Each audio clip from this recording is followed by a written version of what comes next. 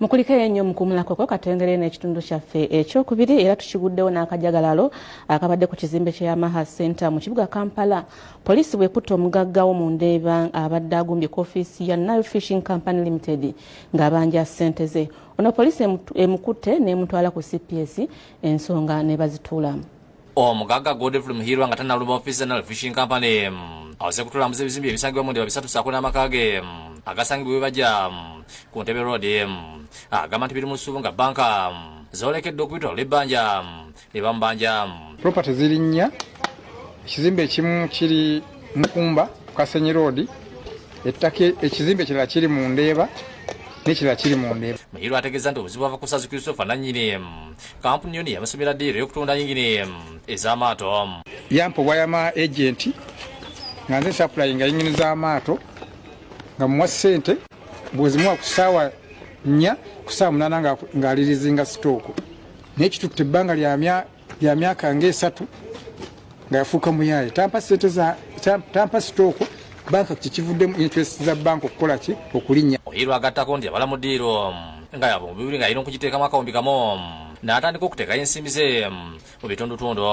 Ono atulaze risiiti kwa zasulya ssente ezo ng'ekisinga okumuluma yasinga ebintu bye naye abaganda banka mu kiseera kino banka eyagala kubitwala.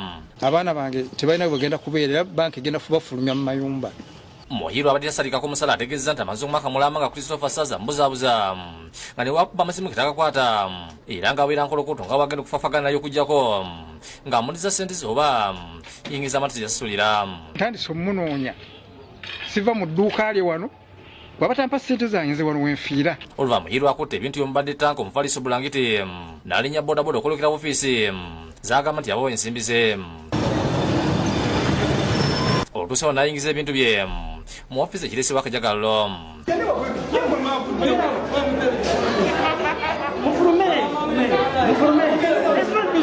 Wano abakozi bagezezaako kumuyawo era poliisi yegattiddwako ya CPS abajjidde kabangali ne beesiga ofiisi ne beetolola Muhiirwa nga batya nti ayinza okubeera n'ekisi.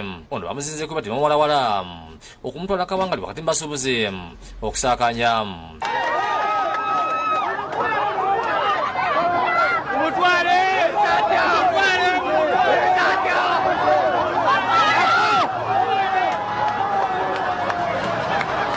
Bwe batuse ku CPS omugagga poliisi eganya okumingiza mu kaduukulu oluva Nile Fishing Company okujja ne basaba kuteesa naye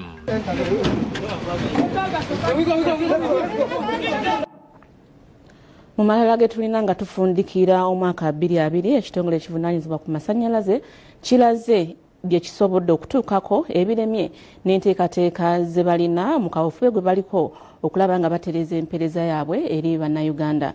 Bino bibadde mu lukungaana lwa bannamawulire ku kitebe kyabwe ku Rwenzori House wano mu Kampala. Mu lukungaana lwa bannamawulire batuuza ku kitebe kyabwe ku Rwenzori House mu Kampala olw'etabemu n'akulira ekitongole kya UMEME Celestino Babungi nga baleeta mwogezi waabwe Peter Kawuju banjudde byebatuseeko ssaako n'okusomooza ku basanze mu mwaka guno gwe tumalako. Okusinziira Kawuju basobodde okumaliriza amabiro g'amasannyalaze okuli eryabuko n'okutuusa amasannyalaze mu bibangizi by'amakolero omuli Tangshan Industrial Park e Mbale, MMP Industrial Park e Bwikwe, Kapeeka Industrial Park n'amalala mangi. Clock Tower nawo tulinawo substation ng'eno yo egenda kukola kinene nnyo okutuyamba okulaba nti essundiro ly'amazzi eggaba lina amasannyalaze kumpi ssaawa 24. Kawuju ategeeza nti bongedde okuzimba amakuŋŋaanyizo g'amasannyalaze mu bifo eby'enjawulo ssaako n'okwongera transfoma mu bitundu omuli abantu abangi. Nga mu Jjinja n'ewalala yonna bwe bajja tuzimbye substation ennakawa ku URA ng'egenda tuyamba okulaba nti abantu baffe bonna abali mu bifo ebyo abeetaaga amasannyalaze amangi bagafuna mu bungi bwago. Ayogedde ku ngeri gye baweereza mu bannayuganda wakati mu kusomoozebwa okw'ekirwadde kya COVID-19.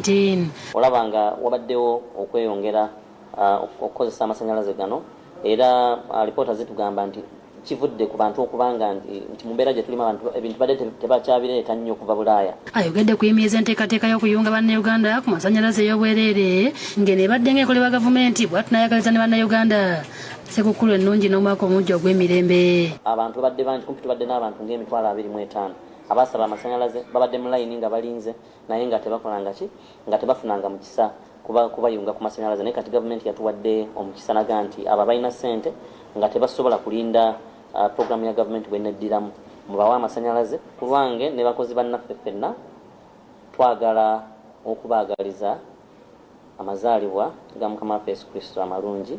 Procopius Rumo yakusakidde eggulu lino ku Lwabukedde TV.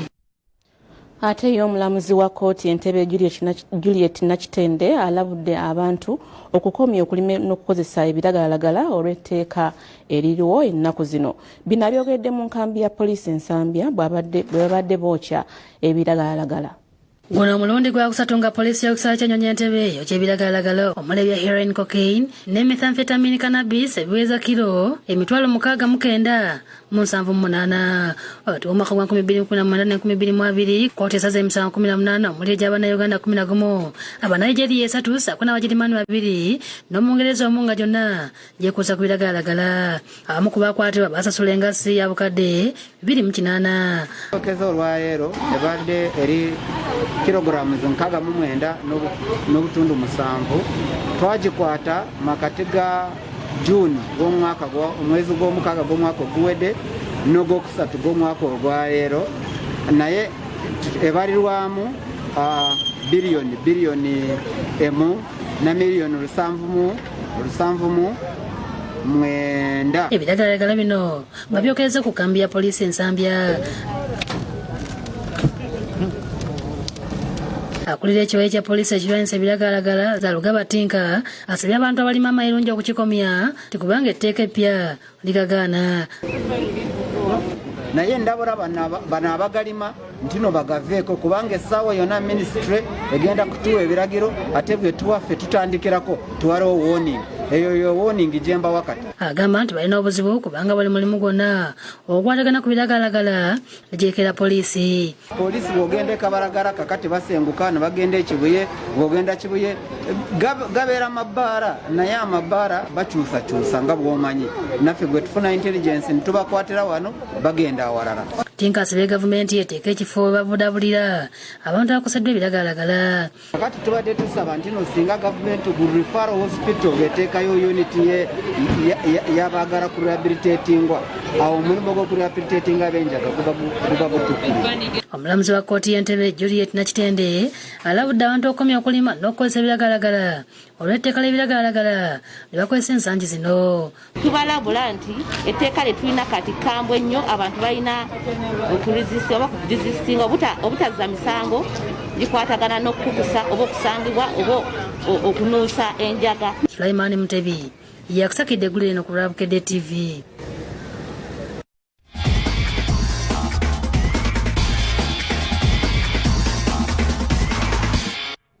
Webale kubeera ng'oli ku Bukedde TV1 gano ge gataliko mu ntuntunga ga byamizannyo yenze Mpagi Farid. Klabu ya KCCA olunaku luno olwaleero egenda kubeera nga ezanya ne klabu ya AS Kigali okuva mu ggwanga erya Rwanda era nga luno lwe luzannyo olusookera ddala mu kikopo ekya CAF Confederation Cup. KCCA egenda kuyingira omupiira guno nga ayina obuzibu n'abazannyi baayo be badde esuubira okutandisa omupiira guno olw'obulwadde obwa COVID-19. Katugendeyo tulabe enneeteekateeka gye beeteeseteese. KCCFC yayingira ensiko ya leero okutunka ne banyinimu aba AS Kigali mu mpaka z'ekikopo ekya CAF Champions League nga terina mukwasi wa ggoolo Charles Lukwago eyasigadde e Kampala olw'ekirwadde COVID-19 wabula n'abakwasi ba ggoolo abalala bonna basigadde Kampala nabo olw'ekirwadde COVID-19 nga kuno kwe kuli n'omutendesi Mike Mutebi. Kati amyuka omutendesi wa ttiimu Mole Byekwaso agenda okubeera mu mitambo gya ttiimu e Rwanda alina okusalawo wakati w'omuwutanyaliro Moses Okabo wamu n'omuzibizi John David ani gwateeka miti gya ggoolo. KCCFC erina abazannyi 15 bokka e Rwanda ekitegeeza nti KCCFC eyolekedde akaseera akazibu ng'okufuna ku buweerero erina kusaba kulemagana kwokka olwerinda ogw'okuddingana e Kampala nga Januari 1. KCCFC yatendekeddwa omulundi gumu gwokka mu kiseera kya Nyamirambo Stadium gye yawangulira empaka za Sekafa omwaka ogwedde oluvannyuma lw'okuva mu kalantiini ng'era omupiira ogenda kubeera mu kisaawe kino ekya Nyamirambo Stadium. All the boys who are going to play are willing to put in a lot because they have not been getting chances. They need to use this chance to see that they come into the team. Of course, it will be hard for them because some it's their first game, but according to the trainings we've been doing for the last 3 days, I think the boys are determined. KCCFC okuyitawo okwesoga oluzannya luno olwokubiri yayitawo obuyisa oluvannyuma lw'abategesi abakaafu okubulwa ttiimu gyezannya nayo ku luzannya olusooka omuwanguzi wakati wa KCCFC ne Kigali ku mugatte wa kwambalagana ne ttiimu enaabewanduse mu mpaka z'ekikopo ekya CAF Champions League ng'olwo omuwanguzi yajja okwesogeza ekibinja Proline FC ya Uganda ku ntandikwa y'omwaka guno lwe yazannya AS Kigali mu mpaka zino eza CAF Confederation Cup yawangula ku mugatte gwa goolo 3-2 ng'Ekigali baalemagana ku goolo 1-1. Katubasabira aba Kampala State Council baberenga bafuna obuwanguzi kubanga bajja kubeera n'okuddingana omwezi ogujja. Bwe tugendako wali mu ggwanga erya Bungereza ekikopo ekya Carabao Cup kizanyiddwa ekiro ekikeesezza olunaku luno olwaleero era nga klabu ya Arsenal ekubiddwa eggoolo zibadde 4-1